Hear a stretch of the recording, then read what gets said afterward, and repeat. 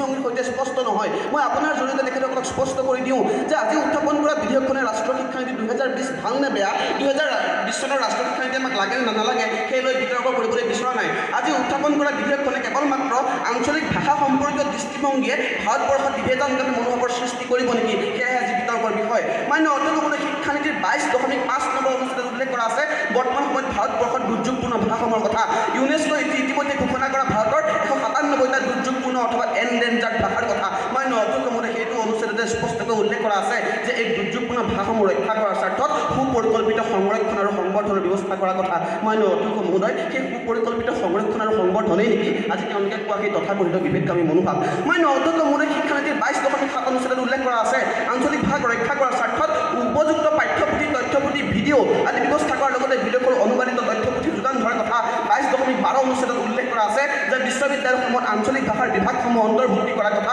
আৰু সেইসমূহ উন্নতি কৰাৰ কথা পাৰ্চিয়ান আৰু প্ৰাকৃত আদি ভাষাসমূহৰ বাবে বিশ্ববিদ্যালয়ৰ কেম্পাছৰ ভিতৰতে ৰাষ্ট্ৰীয় পৰ্যায়ৰ শিক্ষানুষ্ঠান গঠন কৰাৰ কথা মান্য অধ্যক্ষমহোদয় তাত উল্লেখ আছে যদি কোনোবাই আঞ্চলিক ভাষাত গৱেষণা কৰিবলৈ বিচাৰে তেন্তে তেনেকুৱা ছাত্ৰ ছাত্ৰীক NRF পোনপটীয়াকৈ পুঁজি যোগান ধৰাৰ কথা মান্য অধ্যক্ষমহোদয় সেয়াই যদি বিভাজনকাৰী মনোভাৱ তেন্তে মই বিচাৰিম তেনেকুৱা বিভাজনকাৰী মনোভাৱ সৃষ্টি হওক ভাৰতৰ প্ৰত্যেকজন মানুহৰ অন্তৰত তেনেকুৱা বিভাজনকাৰী মনোভাৱ সৃষ্টি হওক আজি চৰকাৰী পক্ষৰ প্ৰত্যেকজন সন্মানীয় বক্তাৰ মনত মান্য অধ্যক্ষমহোদয় আজি চৰকাৰী পক্ষৰ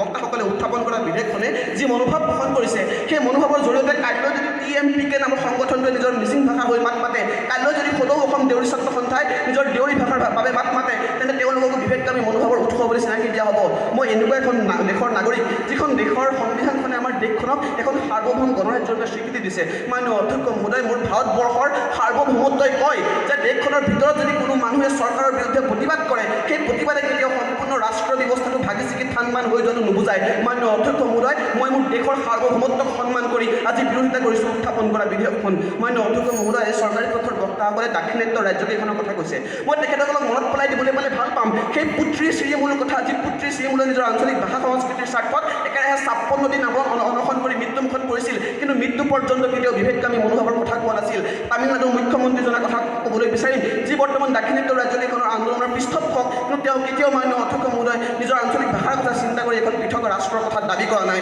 আজি চৰকাৰী পক্ষৰ বক্তাসকলে আঞ্চলিক ভাষাতে কথা কৈছে কিন্তু তেখেতসকলে যুক্তি দিছে যে আঞ্চলিক ভাষাৰ কাৰণে চিন্তা কৰাটো হেনো বিভেদকামী মনোভাৱৰ কথা চিন্তা কৰাটো মান্য অধ্যক্ষমহোদয় তেখেতসকলৰ যুক্তি যদি আমি শুদ্ধ বুলি মানি লওঁ তেন্তে তেখেতসকলে নিজেই দেখোন আজি একোজন বিভেদকামী চিন্তাধাৰাৰ নায়ক ৰূপে প্ৰতিষ্ঠা হ'ব তেতিয়া তেওঁলোকে উত্থাপন কৰা এইখন বিধেয়কৰ যুক্তিযুক্ততা আৰু প্ৰাসংগিকতা ক'ত থাকিব সেয়া তেওঁলোকে নিজেই বিচাৰ বিশ্লেষণ কৰি চাওক মান্য অধ্যক্ষমহোদয় কালি আছিল 15 ডিচেম্বৰ চৰ্দাৰ বল্লভভাই পেটেলৰ মৃত্যুদিন সেইজন চৰ্দাৰ বল্লভভাই পেটেলে কৈছিল যে নিজৰ আঞ্চলিক ভাষাটো চৰ্চা কৰাৰ বাবে প্ৰত্যেকজন মানুহ স্বাধীন আৰু স্বতন্ত্ৰ হোৱা উচিত মান্য অধ্যক্ষমহোদয় সেয়াই মোৰ দেশৰ উদাৰতাবাদ সেই উদাৰতাবাদক আজি মই প্ৰশ্ৰয় দি আজি বিৰোধিতা কৰিছোঁ উত্থাপন কৰা বিধেয়কখন ধন্যবাদ মান্য অধ্যক্ষ মহোদয় ধন্যবাদ